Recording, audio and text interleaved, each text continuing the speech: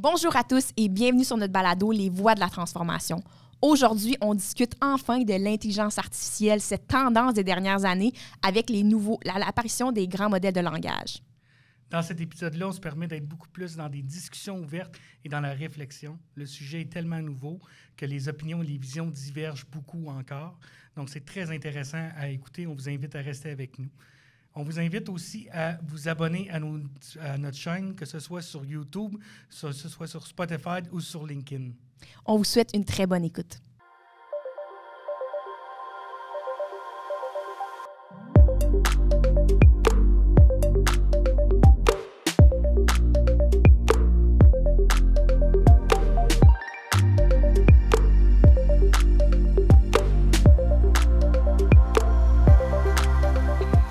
Donc aujourd'hui, je suis très heureuse de l'invité qu'on a avec nous.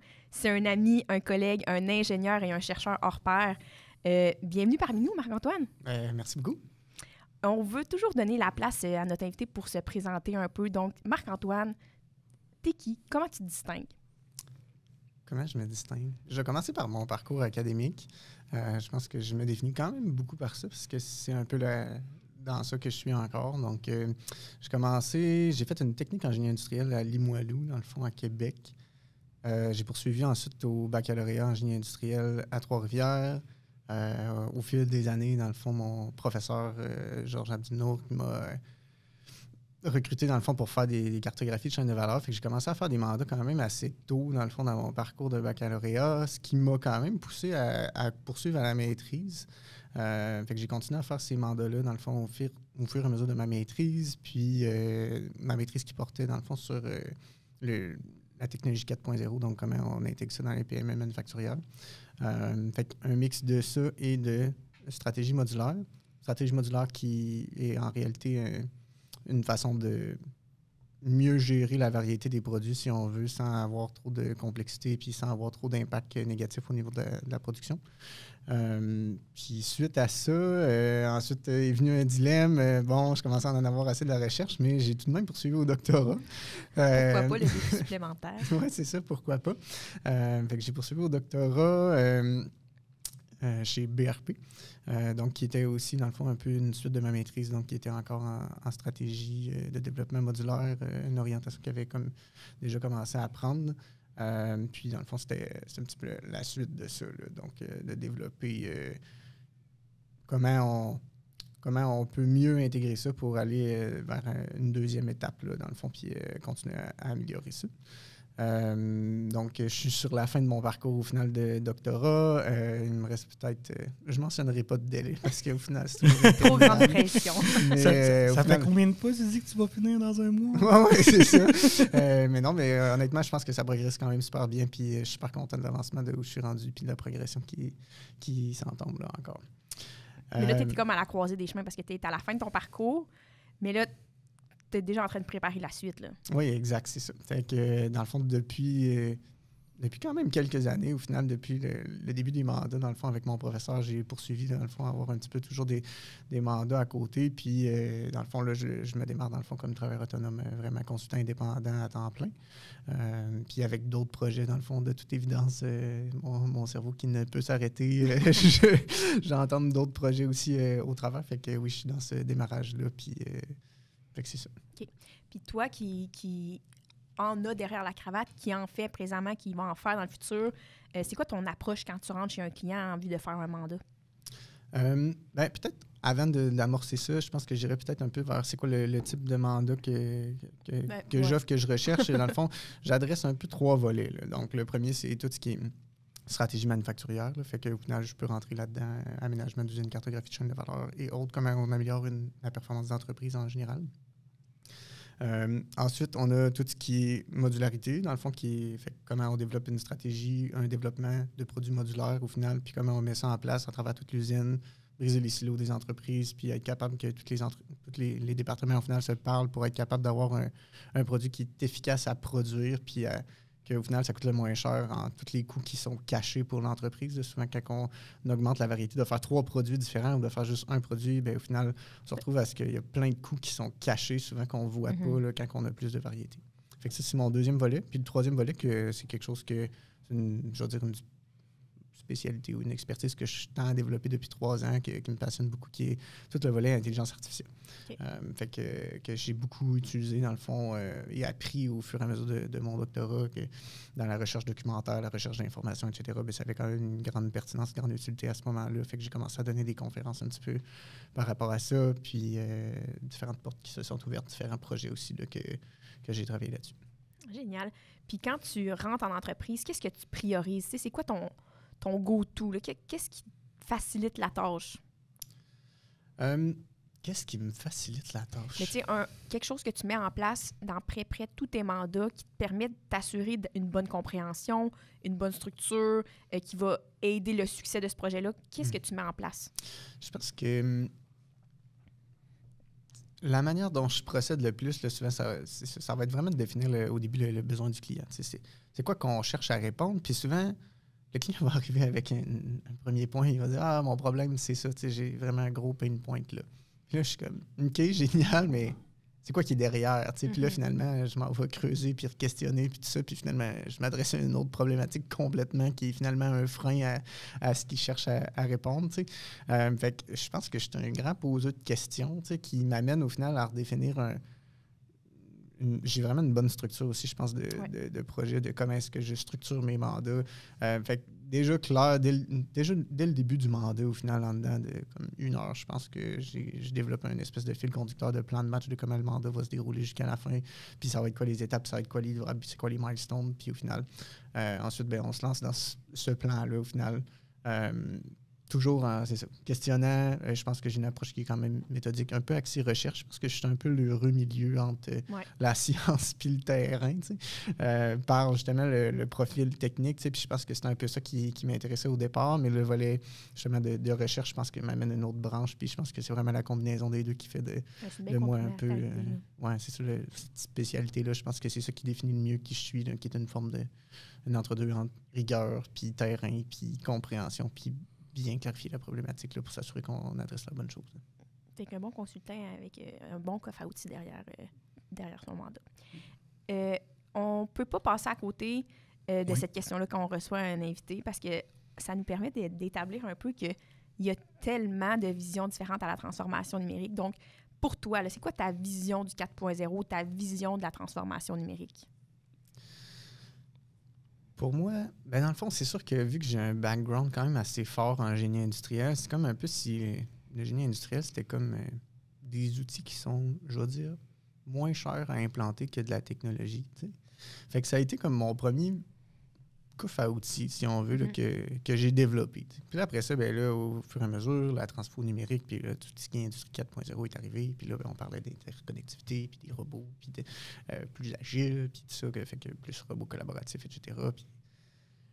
Puis au final, c'est juste un coffre à outils de plus. C'est juste que c'est un coffre à outils qui est souvent un peu plus dispendieux, qui est un peu plus avancé, qui nécessite un peu plus de préalable, Fait au final, un peu de tout ça, qui va peut-être aussi amener un peu plus de bénéfices dans certaines situations. Je suis beaucoup dans la nuance, parce qu'au final, ça dépend tellement des cas. Puis, au final, pour moi, c'est un coffre à outils qui comprend des outils puis des choses qui sont numériques.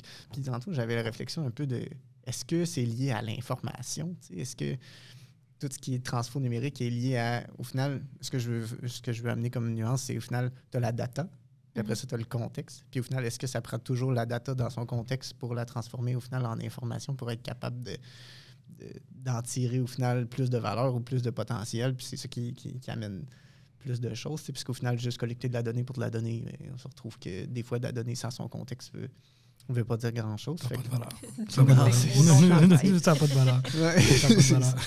Fait que, tu sais, c'est un peu comme si la réflexion que j'avais, c'est, au final, c'est une question, puis là, j'ai pas nécessairement la réponse, mais est-ce que la transfo numérique, c'est toujours par rapport à la valeur de l'information?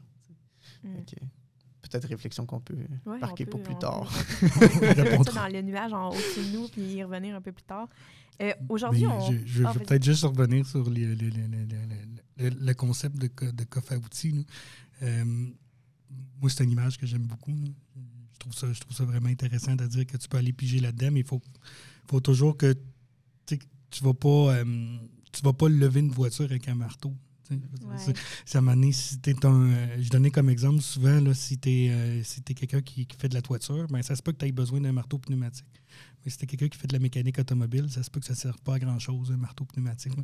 Fait que c'est toujours de réussir à choisir le bon outil qui est le défi. Puis, tu sais, souvent, je me permets de rebondir là-dessus, puis c'est un peu comme si on voit souvent le pattern dans l'entreprise que le dirigeant d'entreprise, il va vouloir sélectionner l'outil le plus cool pour régler son problème. On n'a jamais vu ça. L'effet tendance, l'effet de cool, de comme j'en entends parler, ça va être utile. Puis là, au final, moi, je reviens avec ma matrice effort-impact pour essayer de voir comment on peut choisir l'outil qui va coûter le moins cher, qui va prendre le moins d'efforts organisationnels pour mettre en place, pour avoir le meilleur ratio de bénéfices. Puis je suis comme... Oui, mais il y a déjà un outil Lean ici qui permet de résoudre cette problématique-là. Puis là, des fois, tu as le dirigeant d'entreprise qui est comme « Ouais, non, je veux la sauce AI, là, genre je veux être AI ou être numérique. » tu sais. Puis au final, je pense que ça rejoint beaucoup de choses qui ont été dites là, dans le fond par les autres invités de votre podcast, mais il faut que ça soit aligné au final avec le plan stratégique, où est-ce que l'organisation s'en va. Et donc, ben, on n'implante pas des outils, puis un mécanicien ne va pas acheter un lot d'outils qu'il n'a pas de besoin. T'sais. Non, exact. On va toujours acheter les outils qu'on a de besoin, on va, en fonction des problématiques sur les véhicules qu'on a, puis au final, on va toujours utiliser le bon outil pour résoudre le bon problème. T'sais. Puis au final, on va idéalement choisir l'outil qui coûte le moins cher à utiliser, puis à acheter, puis à implanter pour résoudre notre problème. Là, mais au final, des fois aussi, tu as des problèmes qui sont plus gros, qui nécessitent des outils qui sont plus sophistiqué, si on veut, ou du moins qui... Des fois, tu peux passer à un autre niveau, ou du moins, tu peux avoir un outil qui est plus performant, que même s'il coûte plus cher, puis que le ratio rendement peut-être est un petit peu moins bon, bien, si tu as déjà maîtrisé ton premier coffre à outils, bien là, à un moment donné, je ne sais pas quel genre d'outil je pourrais bien donner comme exemple, mais au final, ton gauge à pression à l'air, il va être plus... tu vas tomber avec un gauge numérique au lieu d'un gauge avec un cadran, parce qu'au final, bien, il n'y a pas de doute. Là c'est 32 PSI, c'est pas 31 points et des grenouilles avec mon aiguille. Au bout du compte, tu as besoin, dans la situation X, de cette précision ou exact. de ce détail. Puis je pense que, tu l'as bien dit, il y a beaucoup de nos invités qui sont venus à la charge sur ça, de contente-toi de ce qui est utile pour toi dans le besoin du nécessaire. Saute pas d'étape. Laisse-toi pas envenimer par des grandes technologies quand une technologie plus simple avec moins d'efforts à investir pourrait avoir un bénéfice semblable ou peut-être même plus grand parce qu'il est implanté plus rapidement puis tu as investi moins d'argent. Fait que tu sais, c'est intéressant que ce point-là revienne quand même constamment quand on parle de transformation numérique, de dire, il y a, ton coffre à outils pourrait être plein à déborder, etc., mais ça veut pas dire que dans toutes les situations, tous les outils vont être utiles pour toi, tu sais.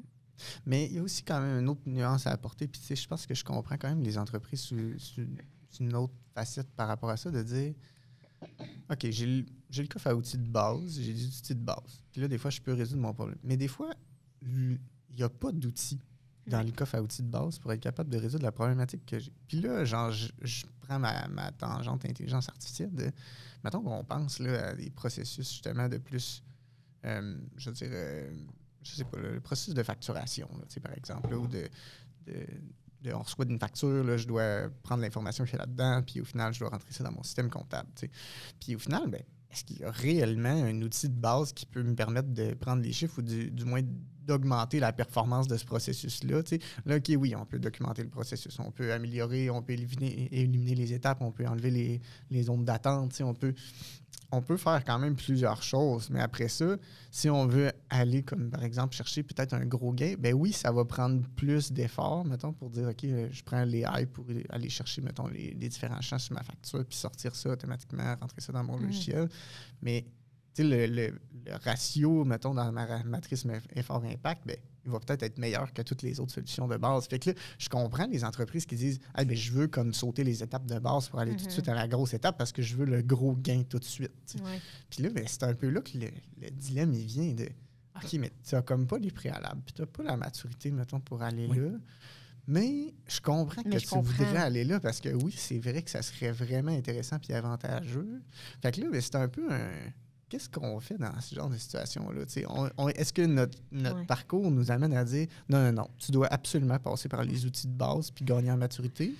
Je suis comme pour biaisée réduire ton par ça, risque là, d'échec? Tu sais? Ben, moi, j'irais peut-être dans tu sais, c'est quelque chose qu'on voit souvent, là, où moi, je suis capable d'utiliser mon ChatGPT, mon Gemini, je prends une photo de ma facture que je suis allé à l'épicerie, puis ça me sort mes montants. Mhm. Puis je dis, je peux faire ça dans mon entreprise.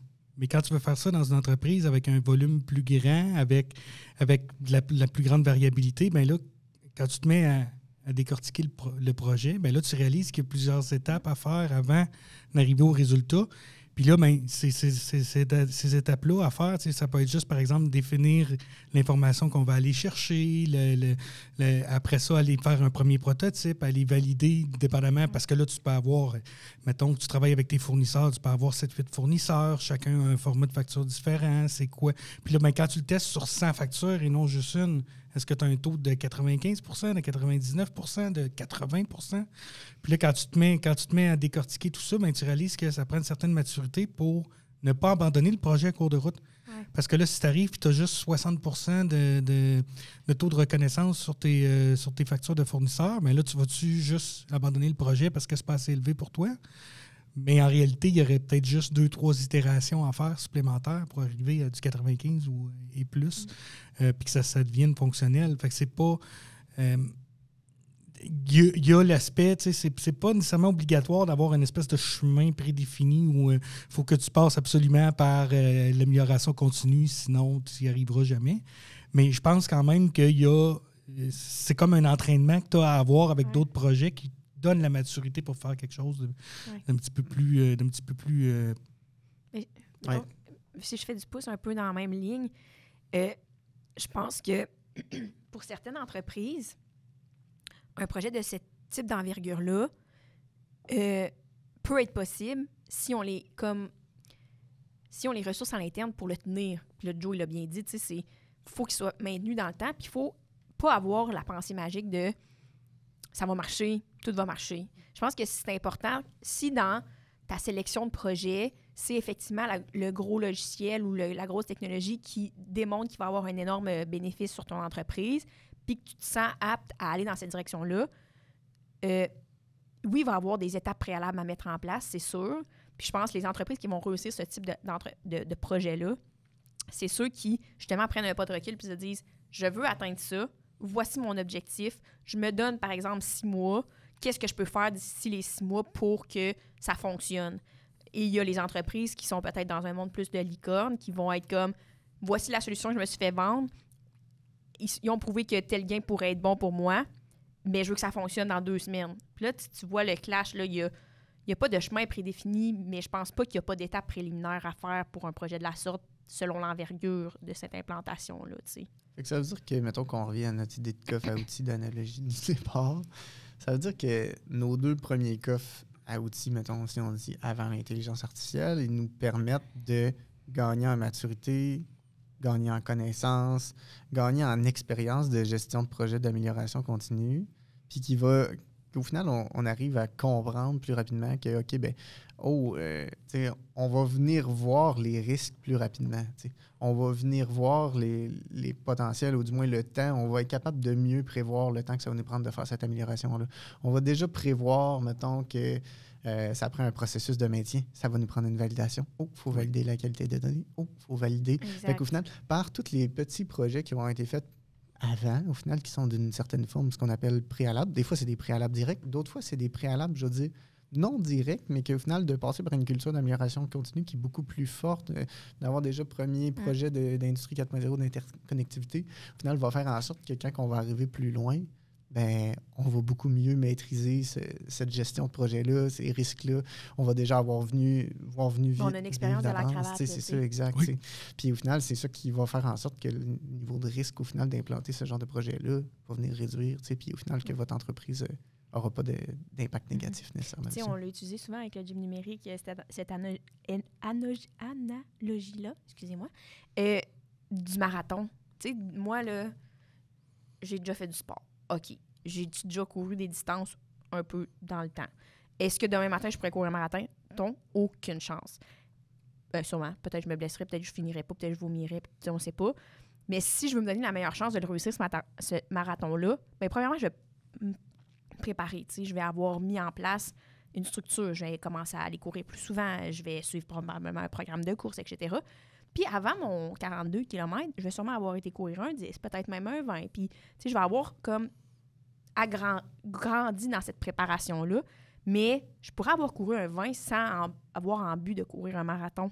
Tu sais, c'est ça. Je pense que c'est ça que tu sous-entends avec ton programme d'amélioration continue. Bien, tu peux être en train de faire un 20 km sans avoir l'idée du marathon, mais quand le marathon arrive, le gros projet technologique, ben, tu es comme, hey, ben, j'en ai derrière la cravate de l'expérience, je sais comment je me suis préparée pour mon 20, je sais ce qui me manquait, je sais ce que j'ai trouvé difficile, là. Il me manquait de sucre pendant ma course, il va falloir que je me prépare mieux, etc. Fait que, tu sais, je pense que c'est l'expérience des entreprises dans leur préparation, là, je mets des guillemets, parce que ça ne veut pas dire que tu es en train de te préparer pour ce projet-là, mais tu es quand même en train de faire des projets d'amélioration constamment dans ton entreprise, puis ça crée quand même une préparation, tu sais.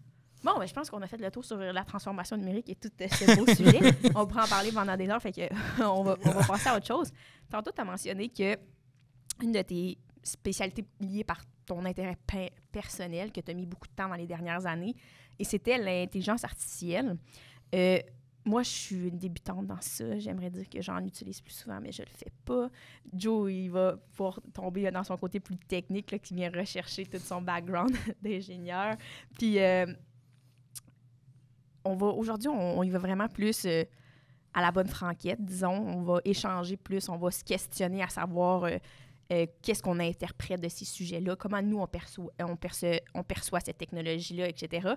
Donc, prenez rien pour du cash ici à la maison. On échange, on discute, on ouvre les possibilités de réflexion par rapport à cette nouvelle tendance. Avant de commencer, on voulait juste mettre la table sur l'intelligence artificielle. Puis là, je viens de vous le dire, prenez pas tout au mot, on ne sort pas ça des livres.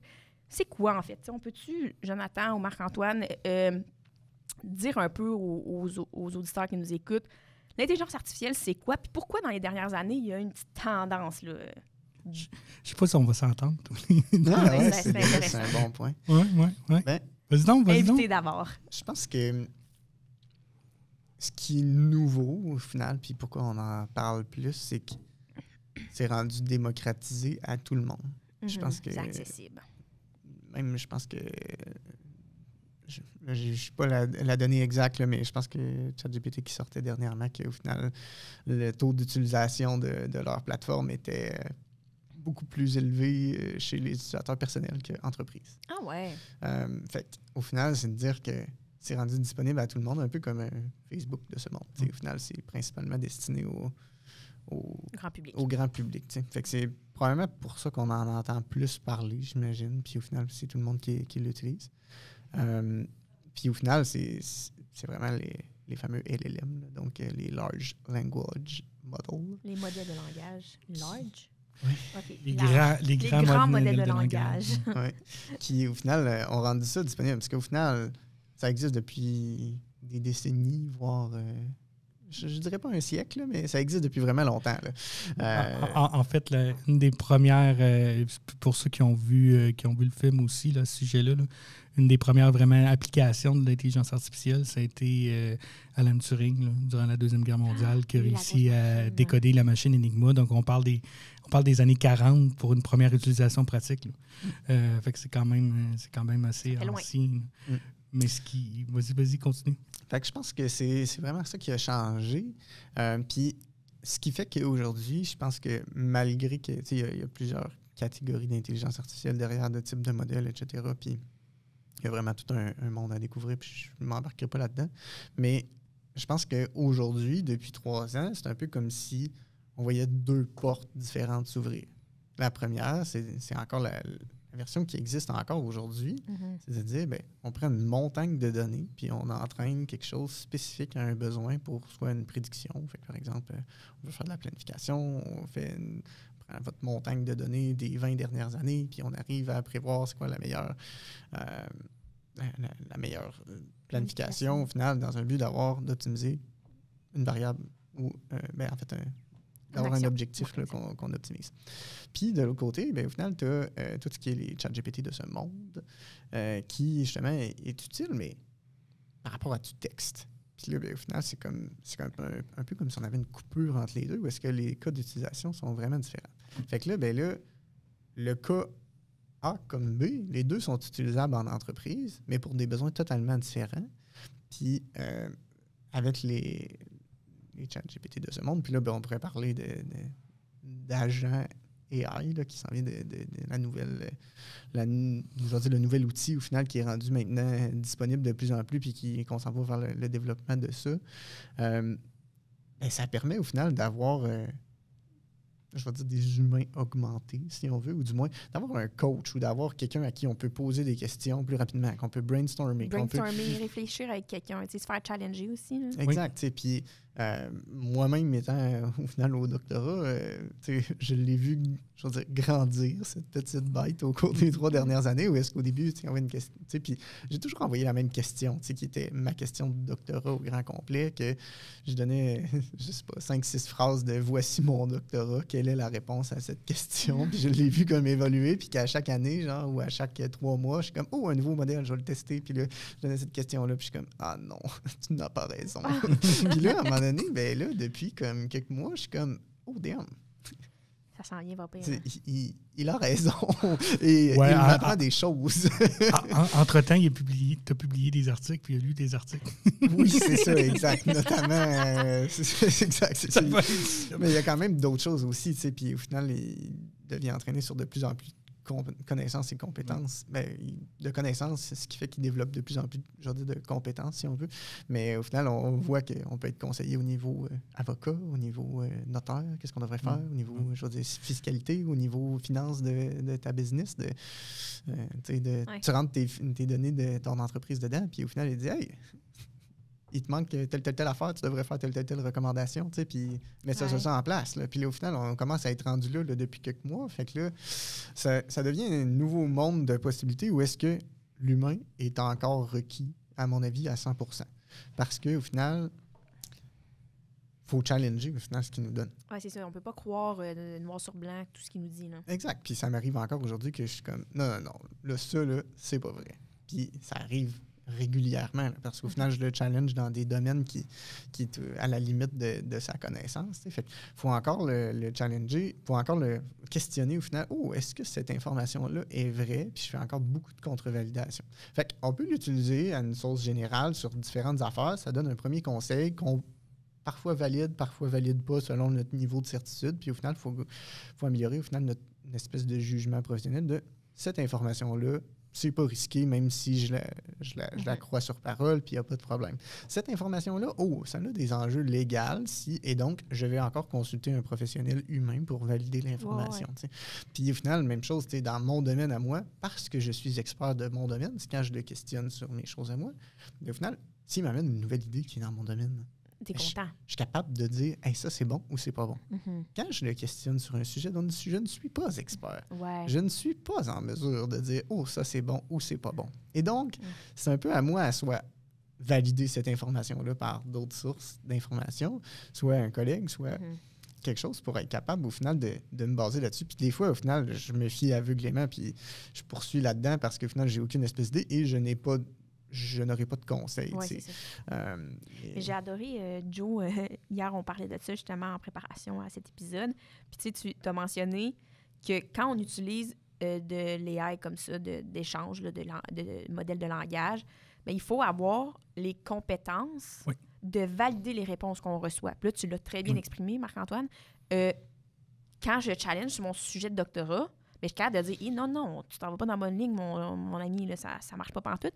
Puis dans d'autres cas, mettons avocat parlant, bien, tu peux te faire une thèse sur le sujet, mais après ça, il faut que tu prennes le recul de dire je suis pas expert là-dedans, je peux pas croire à ça à 100%.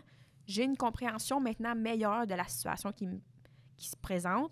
Il faut falloir quand même que je me retourne vers un expert qui, lui, peut challenger ce que je viens d'apprendre. Parce que sinon, je pense que c'est comme un piège puis pas un piège. Je pense que c'est super intéressant d'échanger avec un outil de la sorte parce que justement, ça te pousse à réfléchir plus. Puis c'est comme avoir quelqu'un à côté de toi dans ton bureau qui te challenge sur toutes les actions que tu fais puis qui peut te pousser à aller plus loin. Mais il faut quand même prendre un pas de recul et te dire je vais pas dans ta direction obligatoirement.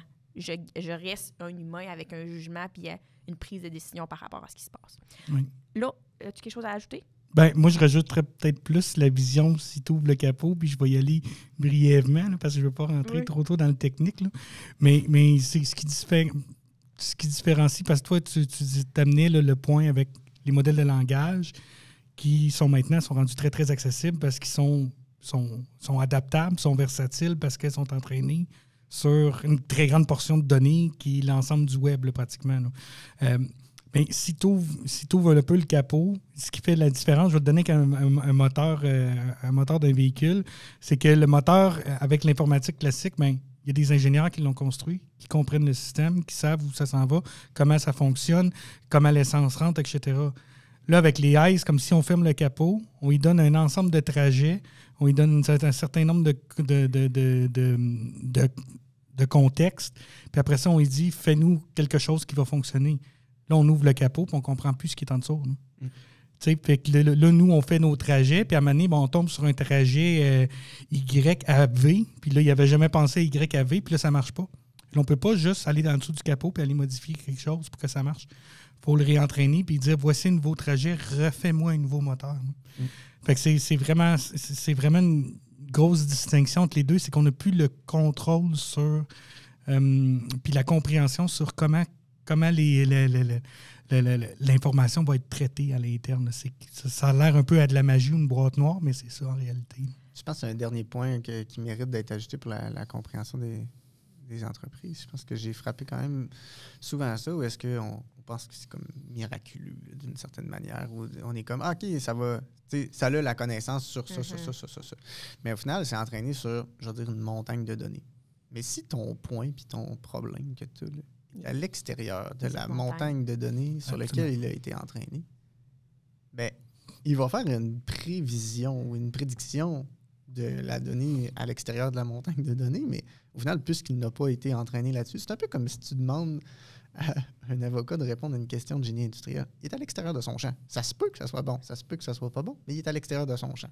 Fait qu'il faut prendre conscience de ça, puis au final, c'est applicable autant sur les langages de modèles, les LLM, fait qu'au final, les ChatGPT de ce monde, mais aussi pour l'autre volet qui est, au final, on essaie d'avoir une prédiction mathématique là, sur la planification là, que je donnais comme exemple tantôt. Ben, si au final, vous intégrez une nouvelle machine dans votre usine, ben, au final, votre modèle de prédiction, il faut l'adapter. Oui, c'est ça. Il faut la réalimenter, l'entraîner. On prend une petite pause, puis on revient sur ce sujet pertinent pour la suite de l'épisode. Vous écoutez Les Voix de la transformation. On tient à dire un grand merci à nos collaborateurs. Si vous souhaitez devenir un collaborateur et venir partager vos expériences, n'hésitez pas à nous contacter.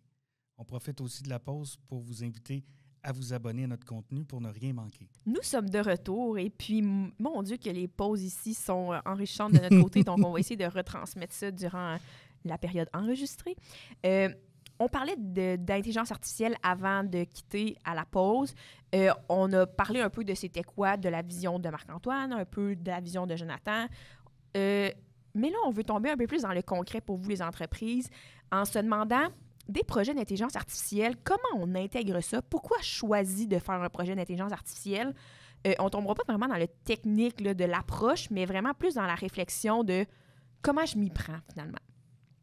Marc-Antoine, étant notre invité aujourd'hui, ayant aussi ton dada pour l'intelligence artificielle, ce serait quoi ton ouverture sur ça? Puis après ça, on échange de façon libre et collaborative. On te met de la pression. C'est une bonne question, mais tu sais, au final, faut comprendre que, je vais dire, il n'y a personne qui est expert là-dedans, ou du moins, il y en a probablement, en fait, mais je me considère comme quand même encore tout nouveau, là, dans le fond, dans ce sujet-là. Et donc, je vais approcher plus la manière dont, comment je le vois, ou du moins, c'est quoi mes questionnements en ce moment. Puis, ce que je vois, c'est que dans les 3 dernières années, au final, j'ai gagné en maturité par rapport à ces outils-là. J'ai appris à les utiliser au fur et à mesure qu'il y avait un nouveau modèle qui sortait. Dans le fond, j'allais tester, j'allais voir c'était quoi ses nouvelles limites, comment est-ce qu'ils réagissaient. T'sais. Puis là, au final, quand on est rendu à l'implanter en entreprise, bien, on a beaucoup de gens qui n'ont pas beaucoup joué avec, des fois un petit peu, des fois pas beaucoup, des fois un petit peu côté personnel. Puis là, on cherche à implanter ça soit dans un processus pour faire une étape d'un processus ou pour aider à ce qu'une étape d'un processus soit un peu plus rapide. Soit pour de la rédaction, ça peut être rédaction de courriel, ça peut être la création d'images ou de la modification d'images, par exemple marketing, vente, etc. Ça peut être, bref, plusieurs cas d'utilisation. Tu sais. Puis, pour être capable de jongler puis de maîtriser ces outils-là, ça prend du temps. Je pense que c'est là le plus gros point. C'est un outil qu'il faut apprendre, un peu comme quand tu implantes un ERP ou quand tu implantes une nouvelle machine, il faut que tu joues un peu avec pour comprendre comment elle marche, dans quel cas elle fonctionne bien, dans quel cas elle fonctionne pas bien. Puis, je pense qu'on néglige souvent la quantité de temps que ça prend avant d'être capable de maîtriser ou de bien comprendre les limites. T'sais. Puis là, c'est comment on libère cette quantité de temps-là? Parce que là, le feeling que j'ai, c'est qu'entre les 3 coffres à outils qu'on parlait tantôt... On va les répéter pour les auditeurs, mais on avait parlé de l'amélioration continue, soit les outils du Lean, la transformation numérique, qui est un sujet en soi, puis là, on rajoutait le coffre à outils des outils d'intelligence artificielle. Fait que là, dans ma tête, plus on s'en va vers les derniers coffres, plus ça prend de temps. Ça prend du temps de formation, ça prend du temps d'adaptation, ça prend du temps de... Puis là, au final, on peut parler aussi d'un groupe de ressources qui sont diversifiés. Tu vas avoir des jeunes, tu vas avoir des moins jeunes. Puis au final, tout le monde pourrait en bénéficier. Mais là, au final, ton niveau de littératie ou du moins de à quel point les gens utilisent l'informatique, est-ce que les gens utilisent déjà Teams ou au final, ils sont plus dans Outlook seulement? On fonctionne tout par courriel? On est habitué de genre avec des chatbots ou pas? Fait que tout ça, ça nécessite du temps. Ça nécessite on va faire des erreurs. Puis ça nécessite une formation. Puis ça nécessite... Puis là, il faut comme... C'est pas tout qui se voit dans la formation non plus, parce qu'à un moment donné, tu découvres des choses de « Ah, ça fonctionne pas bien dans tel cas. » Ah, puis là, quand je donne ce détail-là de plus, tu sais, il faut comme... L'essai-erreur, là, finalement. Oui, puis il y a une part d'essai-erreur, mais il faut builder, ou du moins, il faut construire sur ce qu'on a appris du passé. Puis là, au final, c'est un peu ça le défi, c'est comment on fait pour implanter cette mentalité d'amélioration continue de chacun des travailleurs par rapport à ses propres outils pour que chacun développe ses propres outils. Puis là, d'où la question, est-ce que c'est chaque travailleur qui doit développer ses propres outils? Et donc, c'est Custom GPT et ses agents AI, mettons. Fait que, vision 1, chaque personne puis chaque travailleur développe ses propres outils. Puis est maître de son processus et donc connaît super bien son processus, donc est la personne parfaite pour être capable d'adapter ces choses. Ouais. Mais si on prend juste ça, là, juste cette vision 1-là, puis qu'on met ça par rapport à la philosophie de l'amélioration continue, déjà là, il y a un lien à faire dans le sens que la première chose qu'on va dire en amélioration continue, c'est impliquer les gens.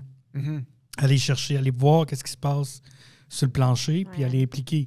Fait que, tu sais, déjà là, ça rentre dans cette vision-là, là, je pense. Là. Mais admettons, moi, mon point de vue, quand tu mentionnes ça, c'est de dire que finalement, c'est pas l'entreprise qui possède des coffres à outils. C'est les ressources. Parce que là, tu l'as dit, tu sais, les jeunes, les moins jeunes, mais ils n'ont pas la même réticence, ils n'ont pas la même adaptabilité par rapport à ces technologies-là. C'est-à-dire que, par exemple, nous, quand on est sorti de l'école, bien, notre coffre à outils, mettons, d'amélioration continue était fort parce qu'on venait de sortir en génie industriel. Mais peut-être que notre coffre à outils en technologie était faible, mais peut-être qu'il y a quelqu'un qui est sorti, par exemple, Jonathan, c'est informatique, hein? Logiciel. Je mélange tout le temps les deux. Mais lui, sa connaissance est bien plus approfondie, mais il y a moins le coffre à outils d'amélioration continue. Fait que là, ça veut dire que si je veux que toutes mes ressources fassent la partie personnelle, comme tu viens de le mentionner, tu sais, qu'ils développent leur outil AI par eux-mêmes, ça veut dire que chacun a son coffre à outils. Là, ça veut dire qu'il faut que j'investisse de la formation à beaucoup de gens, tu sais. Parce qu'il n'y a pas tout le monde qui a la même curiosité envers quelque chose. Tu sais, nous, on est curieux de nature. Je pense que par nos recherches, ça démontre qu'on avait envie de pousser un peu plus loin notre compréhension d'un sujet X. Mais sur d'autres sujets, moi, je suis complètement inapte dans le sens, je suis pas curieuse, je veux pas vraiment savoir, ça m'importe peu. Comment ça fonctionne? Parfait, je vais aller de même, tu sais. Fait que comment je fais pour prendre toutes mes ressources en entreprise? Parce que moi, je veux que tout le monde ait le coffre à outils X, mettons, l'amélioration continue ou l'AI. Mais qu'est-ce que j'investis comme temps? T'sais, comment je fais pour les embarquer dans le bateau? la question de comment je fais, puis comment embarquer les ressources, les motiver, comment les mobiliser déjà, par ça. Juste ça, là, c'est un défi, je pense, immense, parce qu'au final, il faut trouver un volet d'intérêt qui va être par OK, ben ton travail va être plus facile. Il faut aller chercher au final, c'est quoi le point qui va motiver dans la personne. norme, dans le sens, ça prouve que ça va sauver du temps, mais pour quelqu'un de moins habile, avant qu'il soit habile, il va avoir l'impression d'avoir perdu vraiment beaucoup de temps, puis d'avoir ragé. Fait que, tu sais, cette période-là, là, t'as bien beau lui dire « Ah, ça va te sauver du temps », mais il ne voit peut-être pas le lien tout de suite, tu sais. Versus, je veux que tu continues sur ton point, mais versus, mettons, l'amélioration continue, puis je dis « Hey, qu'est-ce que t'en penses si, sur ton poste de travail, on déplacerait ça puis ça parce que tu serais plus proche de telle quincaillerie? » Ah, ben oui, c'est vrai, je serais plus proche. Puis là, c'est concret, tu sais. Versus l'aspect de la technologie. Ah, ben maintenant, à côté de toi, ils vont avoir un co-robot, puis tu vas partager ton espace avec lui. Ben non, il va être dans mes pattes. Ah, ben là, ci, ah, ben là, ça. Puis là, tu rajoutes les « Hey, by the way, tu vas interagir avec un agent avant de telle affaire. » Tu sais, je vois, mettons, le point d'interrogation dans la face des gens, puis je suis comme, comment on fait, tu sais? Je n'ai malheureusement pas la réponse. On aimerait ça avoir une recette, mais en même temps, tu sais, je vais peut-être faire je vais le faire, le lien avec le dernier podcast qu'on a fait là, avec Louis-David, là, où ce qu'on parlait vraiment de l'interaction humain-machine. Ben, c'est de se questionner. Puis Louis-David, il l'a vraiment bien nommé à ce moment-là, c'est qu'il faut faire une façon d'interagir avec la machine qui, de un, est suffisamment facile pour être capable d'avoir un gain à court terme, puis suffisamment bien faite pour que les usagers experts, eux, puissent continuer à aller plus loin dans ce qu'ils font dans leur démarche. Fait que je pense qu'il y a un travail à faire de ce côté-là.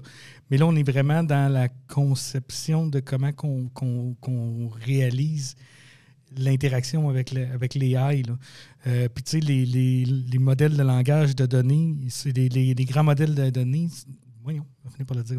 Les LLM, tu sais, sont un peu faciles là-dedans, dans le sens que ben, tu fais uniquement parler en langage naturel. Ouais. Tu sais, tu lui poses une question, mais là, encore là, c'est comme dans la vraie vie. Là. Des fois, tu vas poser une question, puis dépendamment comment tu poses ta question, tu vas avoir une réponse en fonction de... C'était pas ça que je demandais. C'est pas ça que je voulais savoir, tu sais. Mais reste que ça donne une certaine simplicité parce que c'est quelque chose de naturel. Là. Fait que ça fait une grosse différence. Mais si on veut vraiment bien intégrer, que ce soit les AI ou n'importe quel outil numérique ou peu importe, il faut prendre en considération que il va y avoir plusieurs niveaux, c'est comme tu disais, là, il va y avoir plusieurs niveaux. Mais ça, on peut le prendre en considération. Je pense pas que ce soit quelque chose d'impossible là, quand on fait un outil. Là. Ce qui m'amène à rebondir quand même sur un autre point qui est... On va avoir différents niveaux d'utilisateurs. Finalement, on va avoir un utilisateur, je veux dire, comme qui comprend l'outil, comment ça marche, qui l'utilise. Tu vas avoir un utilisateur qui est un peu plus un super user, ou du moins qui est un utilisateur un peu plus expert. Puis tu as probablement la personne qui l'a implanté, qui est encore à un autre niveau, qui comprend un peu plus comment ça se passe derrière. Puis là, on a comme différents niveaux d'utilisateurs, puis il faut mettre en place en entreprise... Ben, en fait, ces niveaux-là vont se définir, je pense, naturellement. Là. Des fois, les super users, ils vont se définir par eux-mêmes, par intérêt ou par autre chose. Oui. Puis là, au final, il faut favoriser le transfert de connaissances entre le super user et les utilisateurs normaux. T'sais. Ou du moins, est-ce que finalement, on prend notre super user puis c'est lui qui va comme accompagner les autres ou qui va avoir une rencontre hebdomadaire ou à chaque semaine, dans le fond, on va faire une rencontre de voici les meilleures pratiques que j'ai développées cette semaine, ou voici ce que j'ai testé, voici ce qui a bien marché, voici ce qui... Puis au final, on a notre utilisateur qui s'occupe d'implanter, qui parle avec le groupe de super utilisateurs, qui dit voici les nouveautés de la semaine qui ont été sorties par nos nouveaux outils qu'on utilise, ou voici le nouvel outil que l'entreprise vient d'acheter, puis qui va faire tester par les super users, qui va ensuite découler. Puis, fait, ça, c'est quand même un point. Il y a comme une espèce de cascade de formation qui doit se mettre en place pour être capable d'augmenter au final le taux d'utilisation puis le taux de bonne utilisation successful qui donne un bon résultat. Fait que ça, il y a comme tout un volet à ça qui est à penser. Mais juste pour rebondir sur ce que tu as, puis après ça, tu reviendras sur ta vision 2. Oui, parce que moi aussi, je suis contente de ta vision 1, vision 2. Mais tu sais, juste, puis là, c'est peut-être mon côté de gars qui a été de l'autre côté là, de la clôture, si on veut, là, qui a construit des outils là, au lieu de plus en utiliser. Là. Mais hey, je pense que j'ai perdu mon idée là, par rapport à ce que tu disais. Peux-tu répéter qu'est-ce que tu avais mentionné? Il a dit des niveaux de cascade là, de formation. Oui, de formation. Ben là, tu viens de toucher. Ça a cliqué tout de suite. Tu viens de toucher la nature de n'importe quel outil numérique. C'est que l'outil numérique peut changer. C'est pas comme une machine, comme par exemple une machine CNC que tu vas installer dans une machine, dans une usine d'usinage. La machine, éventuellement, ça va avoir ses limites, elle n'évoluera plus. Ça va toujours être la même machine, il va y avoir des programmations différentes, des façons de faire, mais ça va être quand même limité. Quand on arrive avec des outils vraiment numériques ou encore pire, l'intelligence artificielle, c'est que ça évolue. Fait que la façon de faire une chose à un moment donné, va peut-être changer dans le temps parce que ça va s'être perfectionné. Puis on parlait de modèle de large language model, je ne suis pas capable de le dire en français. Les modèles de langage large. Les grands modèles de langage. Les grands modèles de données, les grands modèles de langage, vont effectivement. C'est que tu vas poser plusieurs fois la même question, puis tu l'as clairement nommé tout à l'heure. Là. Tu vas poser plusieurs fois la même question, puis tu vas avoir des réponses différentes, même à travers un même modèle. Puis avec les modèles qui évoluent dans le temps, la réponse peut se raffiner avec le temps. Fait que tu touches la nature d'un outil numérique. En théorie, quand tu implantes un outil numérique, tu devrais prendre en considération déjà que tu vas avoir de la formation à faire. En continu. En continu, c'est ça que j'allais dire. C'est pas genre, voilà, t'es formé. Ciao! Ouais, c'est ça. Parce que là, au final, à chaque 3 mois, on va avoir un nouveau modèle qui va sortir. Puis là, au final, on va aller changer l'outil de base, ou du moins on va aller changer le modèle qui est utilisé derrière l'agent, par exemple. Puis là, au final, les réponses vont soit s'améliorer, des fois, ils vont se dégrader, des fois, ou ben non, ça va se dégrader, mais juste sur une courte période de temps, le temps qu'on fasse une correction, un ajustement. Fait que là, au final, il faut comprendre qu'est-ce qui se passe un peu derrière pour aviser les gens. Je rebondis sur le deuxième point. J'étais encore dans mon volet 1 un jour. Je vais revenir à mon volet 2. Fait que là, ton volet 1, c'était que tout le monde a son propre... Oui, c'est ça. Tout le monde, au final, tout le monde développe ses propres outils. Mais il est à savoir que chacun a son processus. Chaque personne fait partie d'un processus qui est différent. Ce qui amène à dire qu'ils n'ont pas tous les mêmes besoins. Non, exact. Fait que ma personne au marketing va avoir besoin de générer peut-être plus des images du produit, puis générer des images peut-être du produit dans un certain contexte, générer des images peut-être plus pour le volet site web, pour des choses du genre. Puis au final, on a d'autres personnes qui, eux autres, vont plus générer du texte. Ça peut être du texte de vente, ça peut être... Après ça peut être d'extraire du texte. Fait qu'au final, il va y avoir, ou de chercher de l'information dans un grand document, ou ça peut être... Fait que là, ce que je vous présente, c'est différents cas d'usage, mais sur lesquels on va avoir des outils différents qui vont être...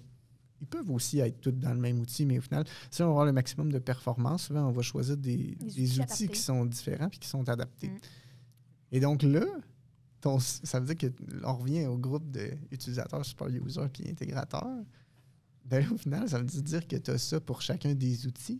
Puis là, ça veut dire que ton intégrateur dans ton entreprise, il faut qu'elle pense déjà à tous les outils possibles. Il faut qu'elle choisisse un peu un bassin d'outils. Puisqu'au final, si tu t'en vas avec une compagnie, idéalement, ton entreprise elle va vouloir avoir tout le temps le même bassin d'outils assez, je vais dire, restreint. Parce que si tu tombes avec 50 abonnements différents, ça devient vraiment complexe. Fait que là, il y a des espèces de hubs centralisés sur lesquels tu pourrais avoir comme différentes API qui viennent en place. Ce genre de choses-là existent. On peut rouler à l'interne, à l'externe, des abonnements. Il y a plein de manières de gérer ces outils-là, puis comme tout est possible.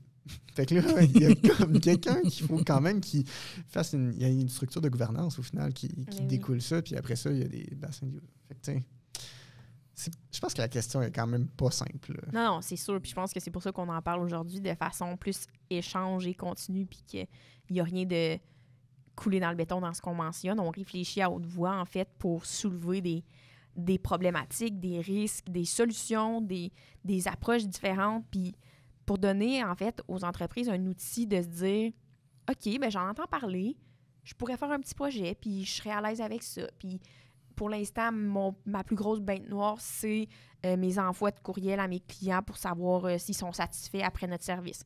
Bon, ben garde, je pourrais développer juste ça avec les AI puis me concentrer là-dessus. Puis se familiariser avec ça. Puis après ça, peut-être, dire, hey, ben garde, la personne au marketing, elle aussi, elle aurait besoin pour tout ce qui est publicité, puis tout ce qui est annonce sur notre site web ou sur nos infolettes, etc. Puis là, aller approfondir notre contenu.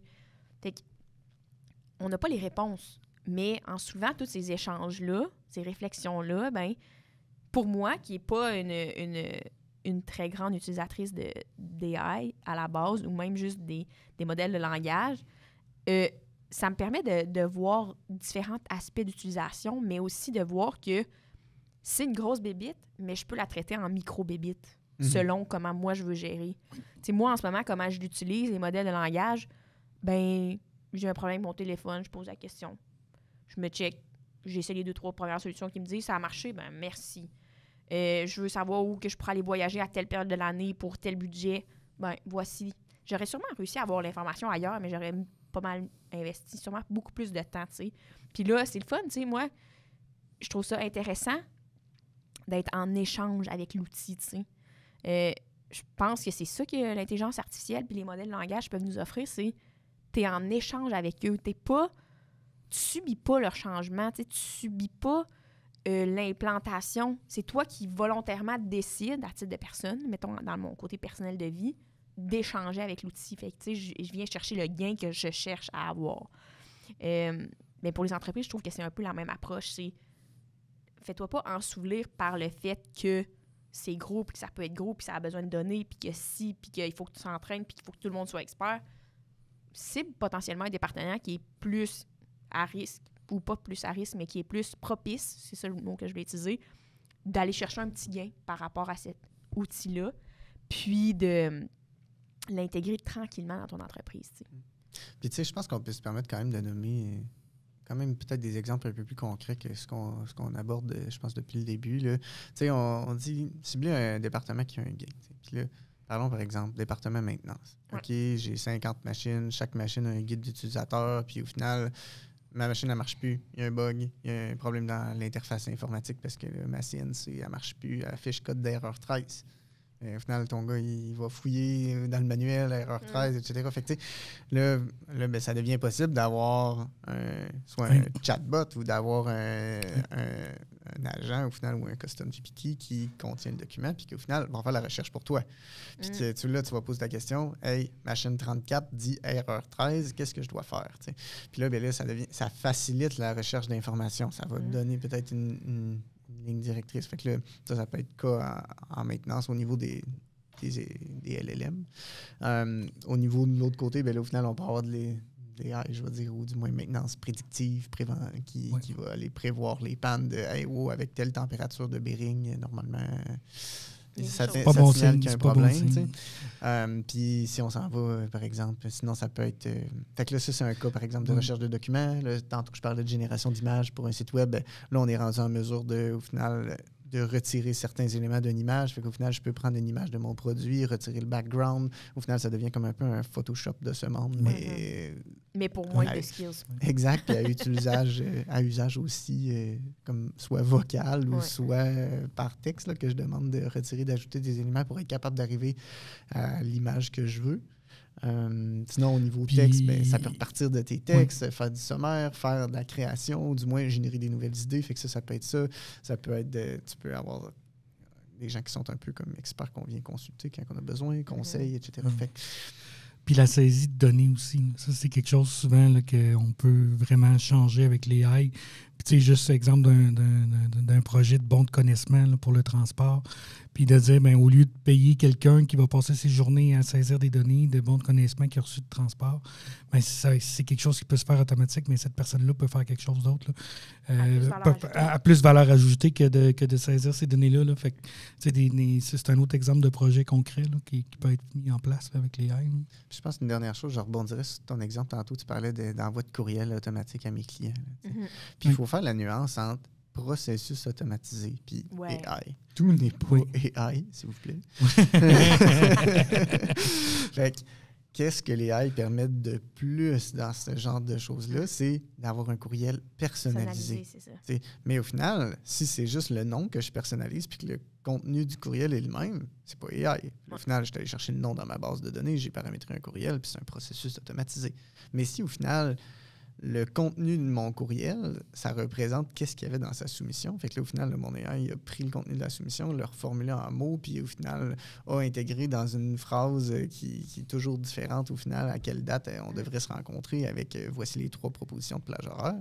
Ben là, c'est autre chose. Là. On est rendu dans un niveau de, je veux dire, hyper personnalisation qui n'était pas possible avant. Fait que c'est un peu ça que ça va nous permettre de plus. Je pense que c'est quand même un bon point. Là, la deuxième pause approche à grands pas. Mais là, tu nous parlais tantôt, puis là, moi, j'ai resté sur ma fin, mais tu as dit scénario 1, mais là, ton scénario 2, c'est quoi? Tu t'en rappelles peut-être plus, je sais pas. Non, je pense pas. Fait que, scénario 1, chaque personne se forme par soi-même, crée ses propres outils. Scénario 2, on remet cette responsabilité-là dans les mains soit d'un groupe qui s'occupe de créer les outils pour chaque personne ou ça peut être des externes, internes. Bref, la connaissance et l'expertise des outils d'intelligence artificielle, et je pourrais intégrer d'autres outils, ne résident pas dans l'utilisateur. C'est ça, centralisé à une place. Là. Fait que là, on la centralise à une place. Puis là, au final, c'est un grand dilemme parce qu'au final, qu'est-ce que je dois faire, moi, en tant que conseiller? Est-ce qu'au final, je crée une structure qui met en place puis qui fait en sorte qu'on forme tous les utilisateurs, puis au final, on monte de la formation pour les différents outils qui sont possibles pour chacun des cas d'utilisation, puis au final, il faut faire de la formation en continu à travers le temps de voici tous les outils qui existent pour chacun des cas d'application, pour la recherche de documents, voici les meilleurs, pour la création d'images, voici les meilleurs. Puis au final, on fait ça en continu puis on tient ça à jour en temps réel. Ou ben non, c'est moi qui vais toujours rencontrer les gens. Je rencontre la personne. Explique-moi ton processus. OK, excellent. Je vois une opportunité A, B, C. Voici la matrice effort impact. Tu choisis d'implanter A. Génial. On va implanter A ensemble. Je développe A pour toi. Voici la solution A. Voici comment ça fonctionne. Puis au final, la personne devient habile à utiliser A. Mais ne devient pas habile à créer sa propre solution, ou du moins à la mettre à jour. Puis là, ben, peut-être qu'il y a une nuance aussi entre ma solution 1 puis ma solution 2 qui est, OK, ben, il y a un peu d'hybride. Où est-ce que là, OK, ben, ce ne sont pas des experts que je forme à développer leur propre outil puis à déterminer quels sont les bons outils, mais peut-être qu'au final, ils viennent faire du fine-tuning sur leurs outils. Ou ils viennent améliorer un petit peu leurs outils en rajoutant 3-4 mots-clés. Parce qu'au final, s'ils m'appellent à toutes les fois qu'ils disent « Ah, mais là, c'est un peu trop long comme texte ou c'est un peu trop court ou là, ils utilisent des mots trop fancy », ben là, ça devient du fine-tuning qui pour être géré par l'utilisateur. Exact, c'est ça. Fait que là, je suis comme, mais ça, on peut pas remettre ça dans les mains, je pense, de l'équipe conseil, peu importe si c'est interne ou externe, tu sais, parce qu'on s'en sortira pas, là, ça va prendre...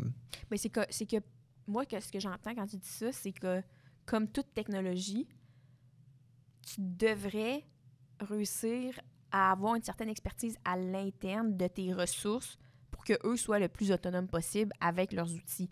Est-ce qu'ils ont besoin de tout être super utilisateurs puis d'être super habiles? Non. Mais qu'ils soient formés puis que leur courbe d'apprentissage leur permette d'évoluer dans le temps en même temps que l'outil, quitte à ce qu'ils lèvent la main des fois aux super utilisateurs ou aux conseillers experts externes ou internes pour là approfondir davantage, mais ils ont la connaissance et les compétences pour dire ça fait pas tout à fait ce que je veux, puis je sais que c'est possible de l'améliorer en faisant telle chose. Je suis pas capable de le faire moi-même, mais je vais aller le dire au concepteur.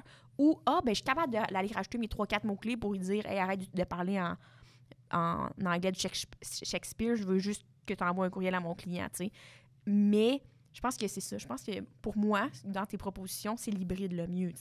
Parce que investir que tout le monde définisse leurs outils approfondis, premièrement, moi, je me dis, ça fait beaucoup de temps de formation pour tous ces gens-là, pour des gens qui n'ont peut-être même pas d'intérêt à approfondir ça. De l'autre côté, je trouve que ça ne donne pas assez d'autonomie aux ressources, mais l'hybride, je trouve que c'est intéressant. Puis en plus, ça rajoute potentiellement un standard à travers les départements, de dire l'outil de base, par exemple, pour le marketing est développé telle façon. Vous pouvez apporter des variantes, mais ça va impacter tout le monde, quitte à ce que tout le monde continue d'approcher le marketing de la même façon, parce que sinon, ton image de marque est disparate. Fait que je trouve que l'hybride, c'est la meilleure des alternatives. Je peux peut-être faire un lien sur ce que tu viens de mentionner, puis après ça va être l'heure de la pause. Mais si jamais il y en a qui veulent aller réécouter dans les capsules qu'on a faites sur YouTube. On avait une capsule sur la stratégie numérique où ce qu'on discutait justement de est-ce que c'est préférable de développer des outils à l'interne ou est-ce que c'est préférable de les faire développer à l'externe et dans quel cas on va choisir un et l'autre. Et la réponse est quand même proche de ce que tu dis, Marie. Nous, ce qu'il faut, dans certains cas, ça va être de le faire développer à l'externe parce qu'on ne veut pas nécessairement faire évoluer l'outil, on ne veut pas développer cette expertise-là à l'interne. Et dans d'autres cas, bien, on va vouloir avoir plus de contrôle, plus de flexibilité. Fait que là, à ce moment-là, on peut choisir de le développer à l'interne, mais c'est un épisode à aller voir pour ceux qui ont aimé ce questionnement-là. Vas-y, Marc. Puis, tu sais, entre volet 1 puis volet 2, Ouais. la vitesse à laquelle une entreprise va croître dans ça puis avoir des bénéfices, là, volet 1, là, ça va être exponentiel. Ouais. Parce qu'au final, ton utilisateur, il sait à chaque jour c'est quoi ses problèmes, puis il va les améliorer, puis il va créer ses propres outils, puis il va au final, ça va vraiment être exponentiel. L'autre, au final, il va toujours être en train de dépendre d'un délai de 2 semaines d'avoir une réponse. Puis au final, je pense qu'il va y avoir probablement beaucoup d'entreprises dans ce volet-là, puis c'est correct. Puis au final, mais au final, une entreprise peut-être plus avec beaucoup d'informations, beaucoup de données, puis tout ça, puis beaucoup de potentiel. Peut-être qu'il devrait opter pour l'autre volet. T'sais. Fait que là, ça va sûrement être du cas par cas. Ça va être du cas par cas, en fait. Là. Faut aller à la pause là-dessus. Là. Tu viens de nous triguer solide. Là. On vous revient sous peu. Vous écoutez Les Voix de la transformation. On tient à dire un énorme merci à nos collaborateurs. Si vous souhaitez devenir un collaborateur et venir partager vos expériences avec nous, n'hésitez pas à nous contacter. On profite aussi de cette pause pour vous inviter à vous abonner à notre contenu et ne rien manquer. Aujourd'hui, on a vraiment parlé beaucoup, je veux dire, de l'intelligence artificielle, mais aussi de tout ce que ça peut impliquer. Puis il y a un volet qu'on a comme survolé, mais que j'aimerais qu'on approfondisse, c'est comment on s'assure que nos projets de la sorte, soit AI ou dans nos sujets habituels, la transformation numérique, sont implantés avec succès. Là, moi, je sais déjà ce que je veux répondre dans ma tête, mais toi, qu'est-ce que tu veux répondre dans ta tête? Qu'est-ce qui sonne comme facteur de succès dans ces projets-là pour toi? Culture. Je m'en allais de ressortir 10 mots. Ben ouais, culture. Il y a un volet, je vais dire direction ou management. Oui, mais stratégique, genre. Ou stratégique, mais... Oui, leadership. Leadership, ouais. Okay. Ben, culture et leadership. Ouais, culture, leadership, stratégie. Il y a une question de se poser les bonnes questions, de choisir les bons outils. Bien, je pense que ça vient avec ta structure. Tu sais, si ta structure est claire pour toi puis que ta vision est claire, fait que ta structure est basée sur ta vision, tu devrais être en mesure de te poser les bonnes questions. Il y a une question aussi de gestion du changement ou de, je veux dire, prendre le temps, ou du moins, faut pas nécessairement se donner le temps, mais au final, le changement, ça prend du temps. Ouais. Exact. Hey, puis, je suis contente que tu dises ça parce que je pense que c'est quand même un aspect négligé, dans le sens, l'humain de ce monde veut que ça marche. On veut le résultat demain matin. On veut aller au gym puis perdre du poids dans la première semaine. On veut changer notre alimentation puis voir des gains sur notre santé. Tu sais, c'est comme... On est dans... je dis souvent ça même. On est dans la consommation. On veut que je fais un effort, j'ai le gain. Mais je pense pas que c'est la réalité pour des projets technologiques ou des projets d'AI. Fait que de prendre un pas de recul puis de dire, ben ça sera pas demain matin. Ça va me demander de l'investissement de temps. Ça va sûrement me demander de faire des erreurs puis de continuer à avancer, tu sais. Ouais, fait qu'au final, ce qui nous ramène à dire par rapport à ta question, disons que j'aurais tendance à dire, selon mon opinion personnelle, que le plus gros facteur de succès, c'est avoir déjà en place une culture de changement, ouais. Une culture d'amélioration continue. Parce qu'au final, mettons qu'on revient encore à nos boîtes à outils. Nos coffres à outils, ben plus on s'en va vers des projets technologiques d'envergure de cette taille-là, qui vont toucher toute l'organisation, plus ça prend de temps. Plus ça prend de temps à former, plus ça prend de temps à gérer la gestion du changement, plus le leadership et le management doit être solide et dire oui, on s'en va vers là. Puis plus, tu sais, au final, tout. Mais solide, tout doit être... mais mobilisateur aussi, je trouve. Oui. Parce que, tu sais, quand tu es en début d'entreprise, ben ta vision est facile à comme pousser dans la gorge des autres. Mais quand l'entreprise est là, elle a sa vie, puis que là, elle décide de faire un croche ou d'implanter une nouvelle technologie X qui va comme perturber son monde, mais là, c'est encore plus important, j'ai l'impression. Tu sais. Ouais, puis t'as encore plus de messages à passer de non, on va pas couper de job ou oui, on va. Tu sais, peut-être que la réponse c'est oui, mais au final, c'est ça, faut encore plus gérer l'humain de non, on prévoit une croissance x4 là, avec le même nombre de personnel, mais on va vous former puis vous réallouer d'autres tâches, d'autres postes, on va vous modifier. Tu sais. Il y a quelque chose à faire avec ça. Puis plus on s'en va vers ces projets-là, je pense qu'il y a vraiment encore, je veux dire, notre facteur exponentiel, c'est de plus en plus gros. Tu sais. Tu fais une transfo numérique, puis au final, pourquoi le taux d'échec, mettons, va être plus élevé? C'est peut-être qu'on néglige cette espèce de culture-là, puis tous ces éléments-là, tu sais, où on sait que ça va être gros, mais on n'a pas pensé que ça allait être aussi gros encore. Tu sais. On avait déjà prévu le double, mais non, finalement, c'était x10. Tu sais. Puis est-ce que côté AI, au final, le taux d'échec est encore plus élevé que la transformation numérique? Fait qu'on est passé de 70% en transformation numérique à 85% côté AI. Fait que là, t'es comme... Ça, c'est de taux d'échec, le 85% de taux d'échec de projet d'AI. Oui, là, c'est statistique du MIT, mais là, ma grande question, moi, c'est quoi qui est considéré comme un échec? Là, bon, là, ça, je ne sais pas, je ne peux pas aller lire le volet. Mais généralement, c'est que ça ne donne pas... Je me souviens que le 70% d'échecs quand tu es en transformation numérique, c'est que ça ne donne pas les résultats attendus. Ça se peut que l'outil ait été implanté et déployé, mais les résultats ne sont pas là. Fait que j'ose imaginer que ça doit être à peu près la même chose. J'imagine que c'est toujours place à interprétation, parce que, tu sais... Mais bon, faisons abstraction de comment... Mais c'est quand même un énorme pourcentage. Tu sais, moi, quand j'ai fait ma recherche, c'était par rapport à la transformation numérique, je sortais la statistique de 70, puis je capotais. J'étais là, hey, seulement 30% du monde réussissent leur projet de transformation numérique. Puis là, tu es en train de me dire que, finalement, pour les AI, c'est 85% du monde qui ne réussissent pas. C'est capoté, là. Puis là, on revient à notre point de OK, bien, il faut avoir une meilleure culture puis gestion du changement, parce qu'au final, il faut accorder plus de temps à la formation, plus de temps à l'erreur, plus de temps à s'adapter à l'outil qui est encore plus, parce qu'au final, il change plus nos façons de faire. Plus de temps pour les inquiétudes de tes employés aussi. Là, exact, c'est ça. Fait que là, si tu n'as pas commencé, il y a 15 ans, je suis comme... Comment? Ta culture de changement, tu veux dire? Oui, c'est ça, exact. Je suis comme, OK, d'un matin, tu me dis, OK, génial, on va implanter les AI. Puis là, tu n'as pas fait les 2 autres volets. Je suis comme... Ben, attends une minute, là. La marche est pas mal plus haute. Oui, c'est ça, la marche est pas mal plus haute. Puis là, au final, ton risque d'échec est pas mal plus grand. Là, fait que je suis comme, ben, comment on fait pour accompagner les entreprises à avoir le plus gros gain le plus rapidement possible, tout en s'adaptant? Parce que là, on est comme, on n'a vraiment pas tous les éléments de culture. La gouvernance, il y a un petit manque ici.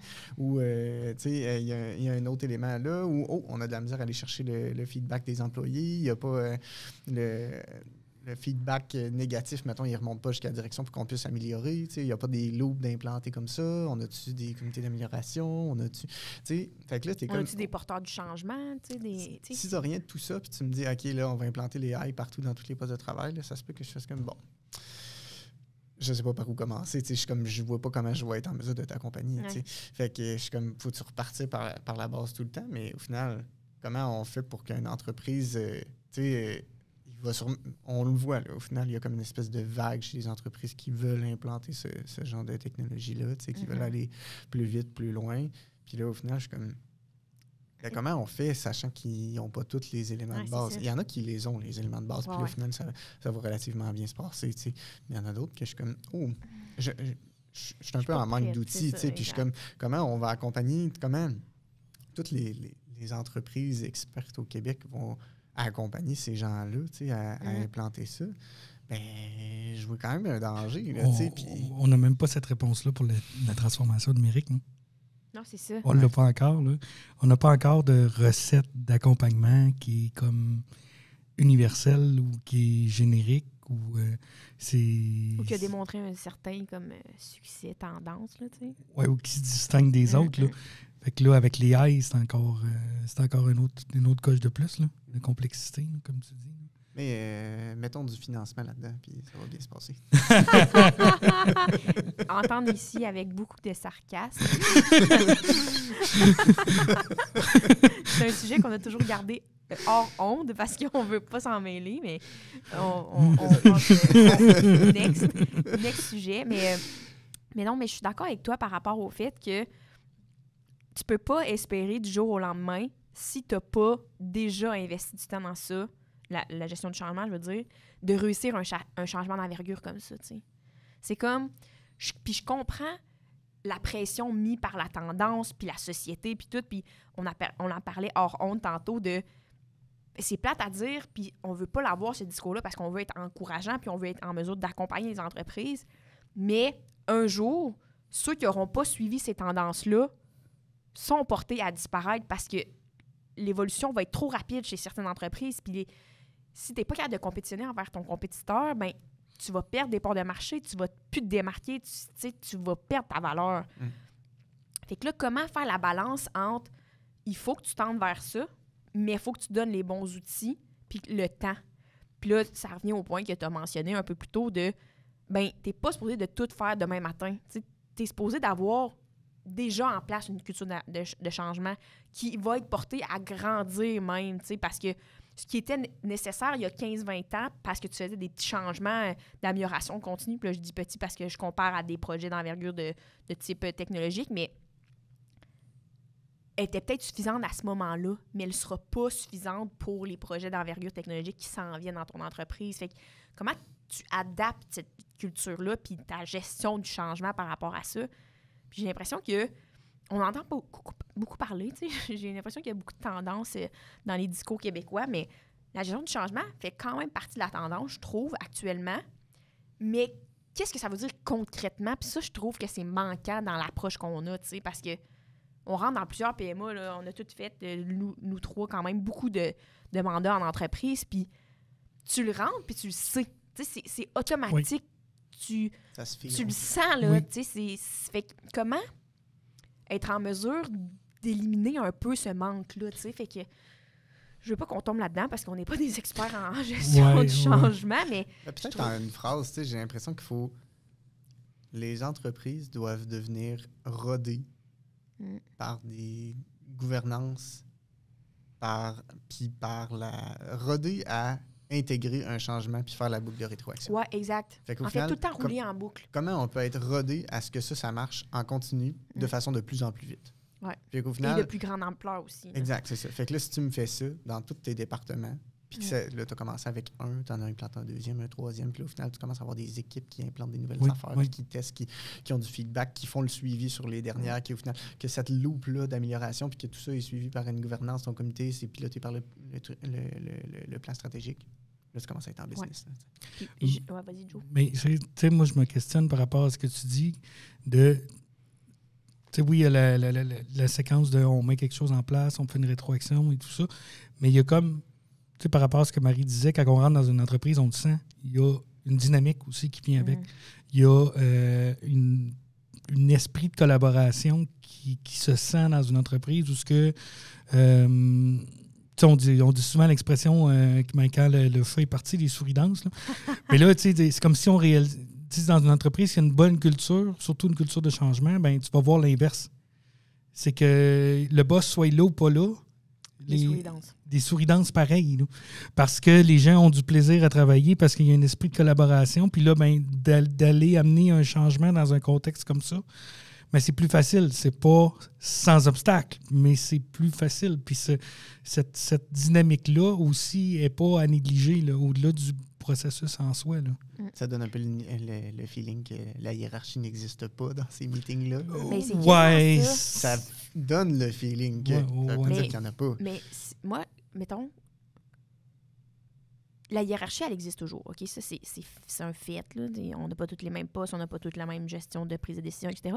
Mais je trouve, puis ça, je l'apprends dernièrement quand même beaucoup, c'est le canal de communication que tu as établi en travers tes intervenants.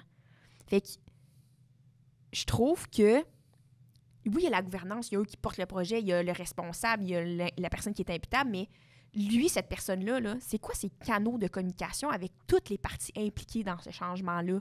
Puis je trouve que, puis j'ai lu un livre dernièrement, mais c'est souvent négligé parce qu'on se dit, ben cette personne-là, ça ne l'affecte pas.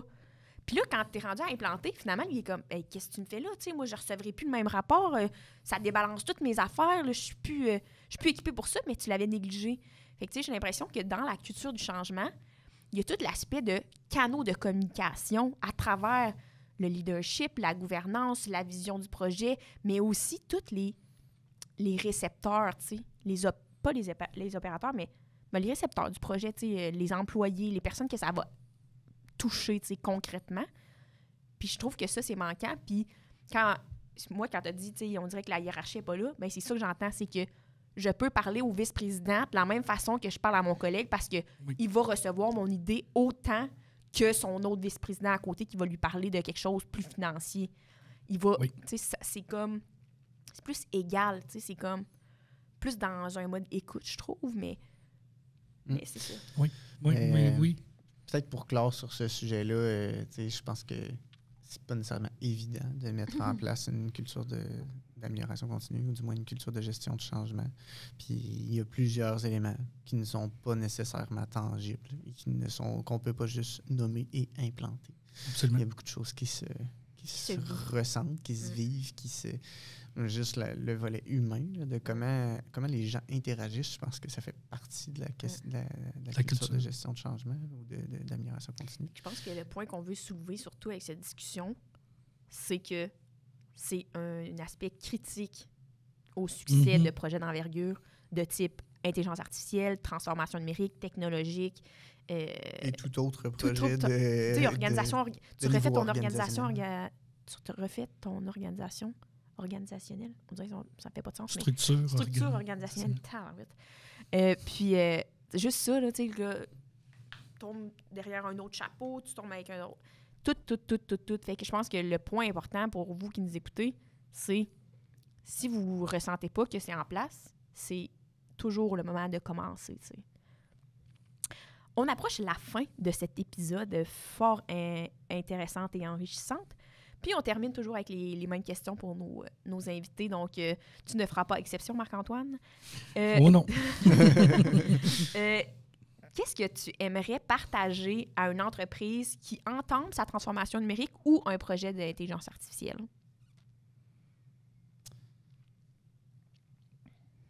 Peut-être le fait de... On néglige toujours au final la quantité de formation, puis la quantité de temps que ça prend. Puis je pense que mettons-en donc plus que pas assez. Oui, tu n'as pas utilisé tout le budget que tu avais dédié pour la formation de ton personnel. Déjà dédier un budget, déjà, c'est quelque chose. Accordons-nous un temps, je veux dire, plus raisonnable. Au final, c'est un peu comme si, OK, mettons, demain matin, on fait un premier projet d'AI dans une entreprise. Bien, le projet de l'implanter, peut-être que c'est 2 mois. OK, génial. Mais au final, as-tu compté le ramp-up de ton monde qui, au final, sont partis de zéro? Au final, de découvrir les outils, puis tout ça, puis au final, de se familiariser. Puis là, finalement, on se rend compte qu'ils ne savent pas écrire comme un prompt. Puis ils ne savaient pas cette fonctionnalité-là. Puis finalement, on a besoin de fine-tuning sur ces modèles-là. Puis il faudrait montrer à l'utilisateur comment fine-tuner lui-même. Fait qu'un peu de faire la boucle sur tout ce qu'on a parlé. Mettons qu'on parle du volet 1, de dire, l'employé est responsable d'améliorer son propre modèle, ça rentre dans le projet, ça aussi. Il faudrait peut-être accorder puis considérer du temps pour ça avant qu'on considère la boucle comme étant terminée. Parce que si ton intégrateur, il quitte une fois que je dis « Ah, génial, c'est terminé, c'est fini. » Puis là, finalement, la personne elle sait comment l'utiliser, mais pas comment l'améliorer. Est-ce que le projet est considéré comme fini? Fait que je pense qu'il faut considérer... Surtout, est-ce que considéré comme optimal? Peut-être que finalement... Je pense qu'il faut juste... Il faut considérer plus de temps, puis il faut considérer un temps de formation, puis il faut se donner le temps de se former soi-même pour comprendre quel outil utiliser dans quel cas, puis tout ça. Fait que faut trouver une manière que chaque entreprise développe un peu son coffre à outils, qui est adapté à lui, puis qu'il soit au courant de « Ah, je sais maintenant qu'il a utilisé le marteau. Je ne sais pas le concevoir et l'implanter, mais je sais que le marteau existe et je sais qu'il est comme, il est là puis il sert à ça. T'sais. Fait qu'au moins, déjà juste ça, première étape. Deuxième étape, OK, c'est bon. Je reconnais qu'à ce poste de travail-là, c'est un marteau que ça prend. Ou non, c'est un tournevis. Puis après ça, OK, troisième étape, je sais maintenant comment implanter le marteau ou le tournevis. Puis après ça, finalement... Genre, on aurait besoin de mettre une gaine en cuir sur ton matos parce que tu l'échappes souvent. Fait que, tu sais, c'est un peu comme, OK, ben comment fine-tuner ton modèle? Fait que, faut reprendre un peu, faut se donner du temps pour chacune de ces étapes-là, puis il ne faut pas en oublier, puis en négliger.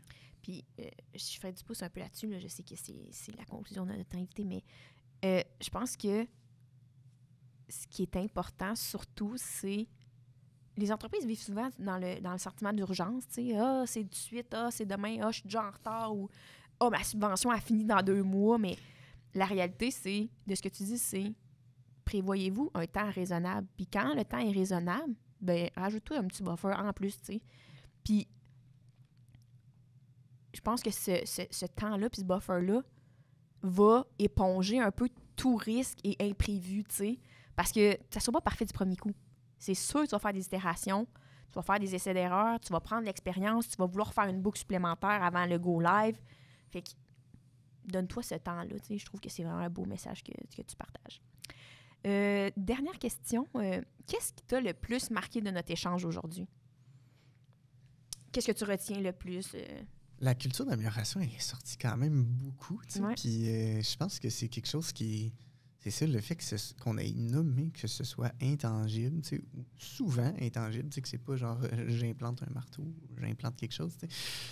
C'est difficile à mettre en place, je pense. Puis souvent, quand on rencontre des entreprises où cette culture-là est moins forte ou moins présente, j'ai de la difficulté souvent à avoir les mots, tu sais, qui sont adéquats pour mentionner ça. Puis là, je pense qu'on est arrivé quand même à avoir de quoi pas pire, là, quand même, de « Hey, regarde, OK, ben là, ça me prend un canal de communication, ça me prend une structure, ça me prend une gouvernance, ça prend un retour, ça prend un feedback loop, puis ça prend des groupes, puis, tu sais, fait que je suis comme, ben finalement, on a nommé quand même des éléments qui sont d'une certaine manière tangibles, tu sais, à comment mettre en place, ou du moins, c'est pas nécessairement la bonne façon, puis la seule façon de faire, mais au final, voici une façon de comment implanter une culture d'amélioration, tu sais, puis comment avoir cette feedback loop-là dans ta gouvernance, etc., ben je pense que ça peut être un bon début, puis je pense que c'est quelque chose qu'on mentionne peut-être pas souvent. Ou du moins, moi, de mon côté, qui est plus axé génie industriel, la culture de gestion du changement est dans ce que je fais, mais souvent, je l'accompagne pas nécessairement à l'implanter. Puis là, des fois, je suis un peu près avec ça, fait que je pense que je vais être un petit peu plus outillé, là, au moins, pour nommer puis mentionner c'est quoi les éléments qu'il y a dans ça. Parfait. Donc, très bon point sur l'importance de la culture du changement dans tout projet d'amélioration.